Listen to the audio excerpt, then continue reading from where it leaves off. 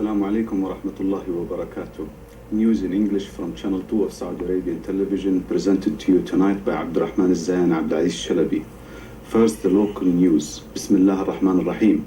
As part of the Saudi airlift to Sudan, 7 Saudi planes arrived at Khartoum International Airport today, carrying tents, rugs, foodstuff, medicinal substances, jeeps, water pumping equipment, and power generating units. The material unloaded by army personnel and taken away for distribution in flood-affected areas. Today's consignments bring the total number of Saudi planes which have carried aid material to Sudan to 150.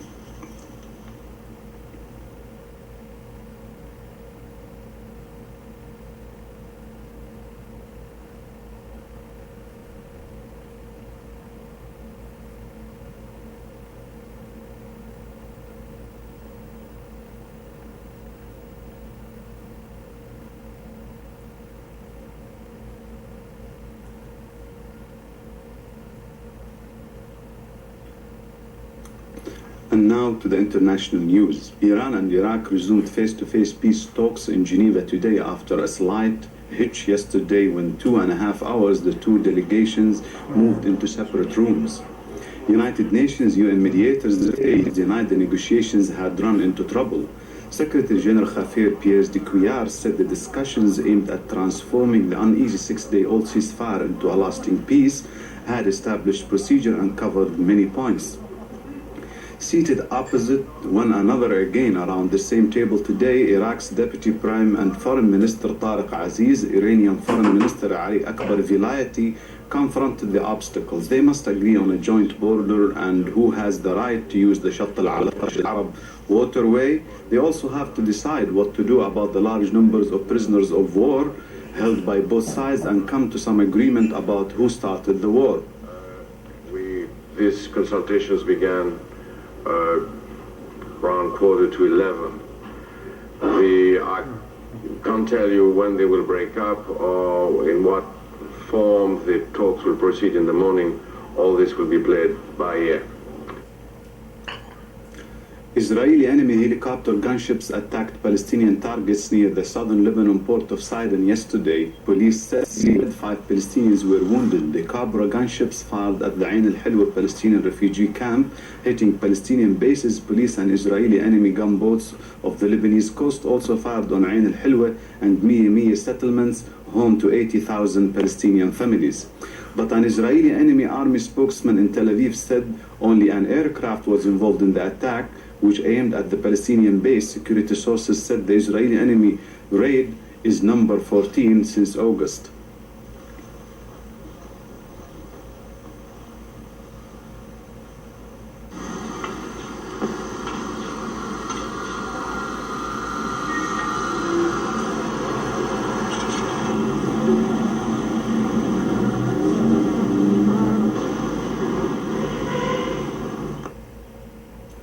Japanese Prime Minister Noboru Takeshita met Chinese leader Deng Xiaoping in Peking today and hopes Sino-Japanese friendly relations could be further strengthened.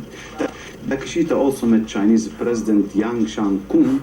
Japanese officials said Yang told Takeshita that China hoped to hold talks between the Chinese Communist Party and the Kuomintang Nationalist Party in Taiwan for the unification of China. Yang was quoted as saying that China is calling for 2 systems under China and that Taiwan could implement their own political system as a province and special administrative zone. Takeshita welcomed the Chinese position on Taiwan, saying it was a realistic approach.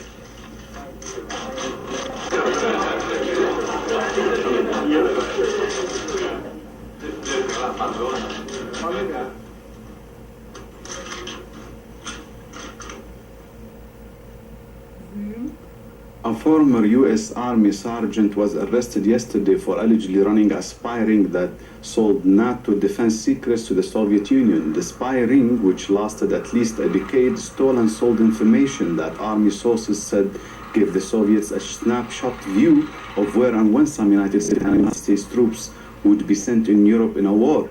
Clyde Lee Conrad was based in Bad Kreuznach, West Germany. For the 7 years he was able to access a military archive which contained top secret documents. The 42-year-old was arrested at his home in Kaiserslautern last Tuesday, where he lived with his German wife and 13-year-old son. Conrad's son told reporters that he was not allowed to say anything about his father's arrest.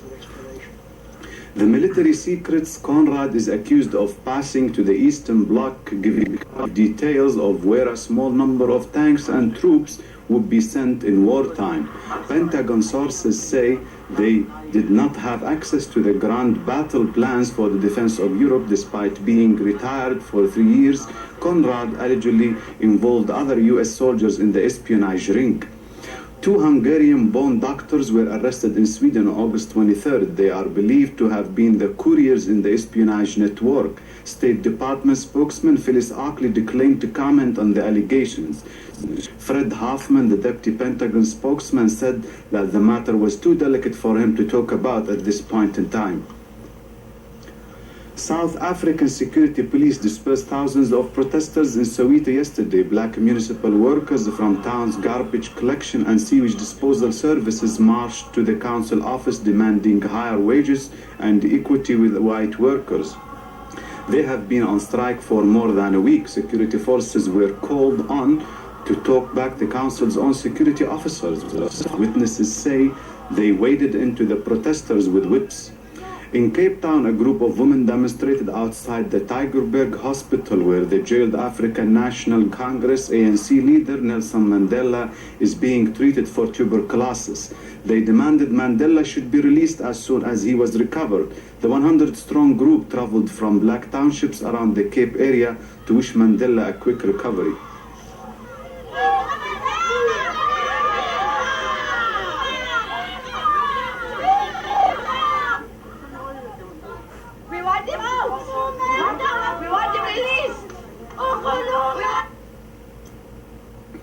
Although there has been a truce between North and South Korea since civil war ended in 1953, the North Koreans are still apprehensive about the possibility of anyone crossing their southern border unannounced.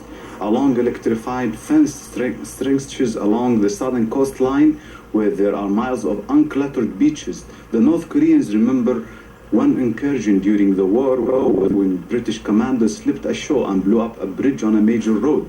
It has remained a ruin. Apparently, there is not enough money in the public kitty to repair it. Recently, thousands of young people were brought in to rebuild the road by hand. Although the country's economy has been depressed, there is one reportedly successful element. North Korea has built a reputation as a major arms supplier and middleman, especially to the Chinese.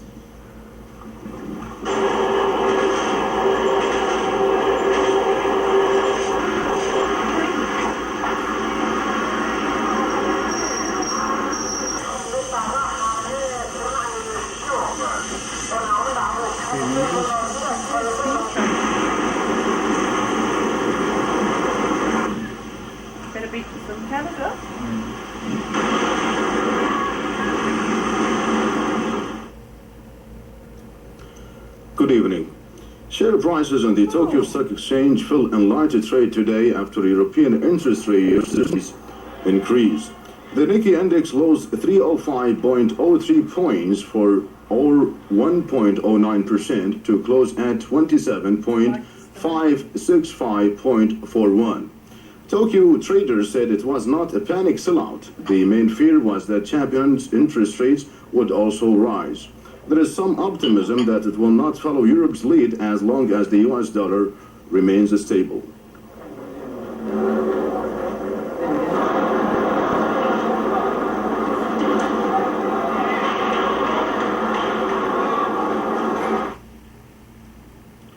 A small twin-engine plane crashed into a shopping center in Pembroke Pines, Florida yesterday.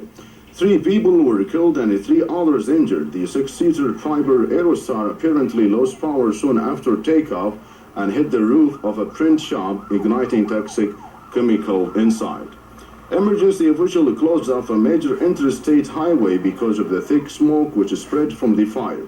The three people killed were passengers on the plane. The cause of the crash was not known. United States Federal Aviation officials were sent to the scene to investigate the matter. Pembroke Pines is a small town located about 10 miles north of Miami.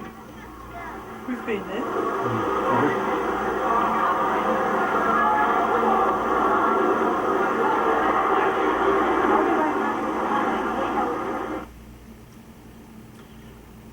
Fires that started on Sunday at the Yellowstone National Park were still out of control yesterday. Around 4,000 firefighters have kept the flames from advancing, but the park village of Canyon had to be evacuated. More than 180,000 hectares has been burned.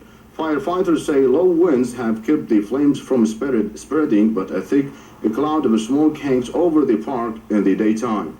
The animals have so far been unaffected. Firefighters say only rains will put the fires out.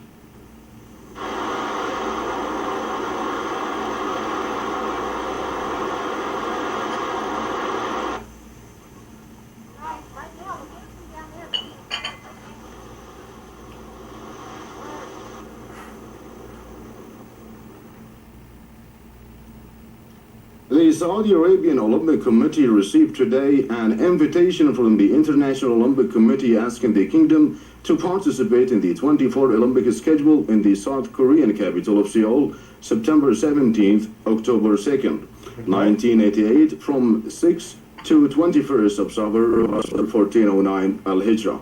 The kingdom mission to the games will comprise 30 persons, including sportsmen, plus technical and administrative staff, and will take part in athletics, RO, bow, shooting, and taekwondo. Meanwhile, talks between North and South Korea broke up in Panmunjom today, with a little hope remaining that the North would participate in the Seoul Olympics despite rewind appeals to the North to participate in the Games. The two delegations could only agree to reconvene on October 13th, long after the Olympics end on October 2nd. Nevertheless, Olympics organizers continued final preparation for the competition due to begin in 3 weeks. The 5 rings of the Olympic symbol were swung into place above the main stadium today as security forces stepped up precautions and conducted tests with the new equipment to ensure the games pass peacefully. A fully equipped medical center opened yesterday in advance of the arrival of thousands of competitors. It features a central computer with every athlete's name, country, and medical history on file, plus the latest technological medical equipment. Participation in the opening and closing ceremonies held rehearsals in the stadium also today. A crowd of spectators looked on a flag and drum processions passed by the advanced by dancers performed their routines. Young Koreans standing in for the competitors marked out and timed the parade here of the athletes.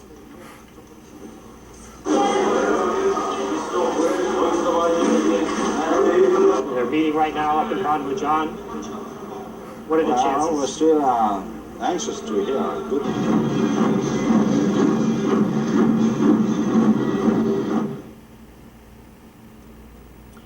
The Olympic Flames was handed over to Korean officials yesterday at a spectacular ceremony in the Athens Olympic Stadium, site of the first modern game made 92 years ago. More than 70,000 spectators held up candles as the Greek athlete Dimitris Hatropoulos carried the torch into the Pantheon Stadium in the city center.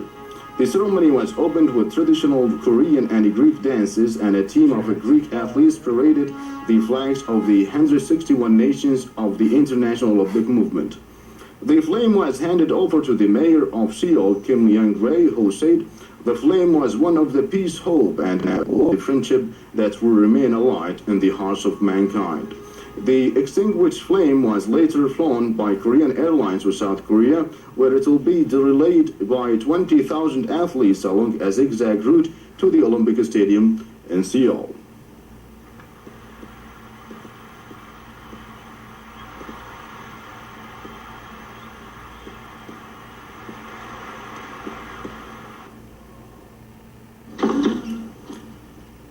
West German Boris Becker took just 66 minutes to thrash unseeded American Jimmy Arias 6-4, 6-2 in the first round of the Hamlet Challenge Tennis Cup yesterday.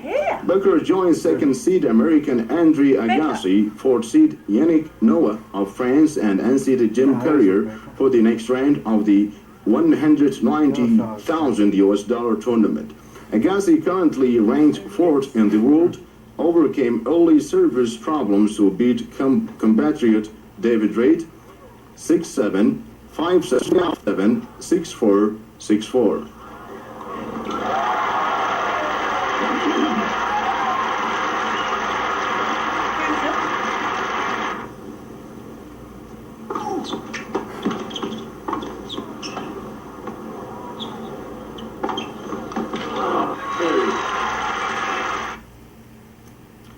Now the weather forecast. It will be hot in most parts of the kingdom except for the summer resorts, which will be privileged by relatively temperate conditions. Clear skies will be preferably well in most parts except for medium and low cloud formations in the southern, southwestern, and western heights, which could let down scattered showers. Now the temperatures recorded over major cities of the kingdom, and these were as follows. In Mecca al-Mukarramah, maximum 44 and minimum 31. Medina Munawwara 44.29. Riyadh 44.30. Jeddah 38.27. Taif 36.26. Al-Dhahran 39.26. Abha 30.19. Breda 42.26. Tabuk 38.23. The temperatures recorded over major and capital cities of the world, these were as follows. In Kuwait, 46, Manama 36, Doha 37, Abu Dhabi 41, Muscat 32, Amman 33, Cairo 35, Tripoli also 35, Tunis 35, Algiers 31, Rabat 29, New Delhi 33, Madrid 30, Athens 30, Geneva 18, Paris 15, London 18, Vienna 19, Amsterdam 17, and finally in Frankfurt 18. That's wraps up our news for this evening. Thank you for watching, and have a very good night.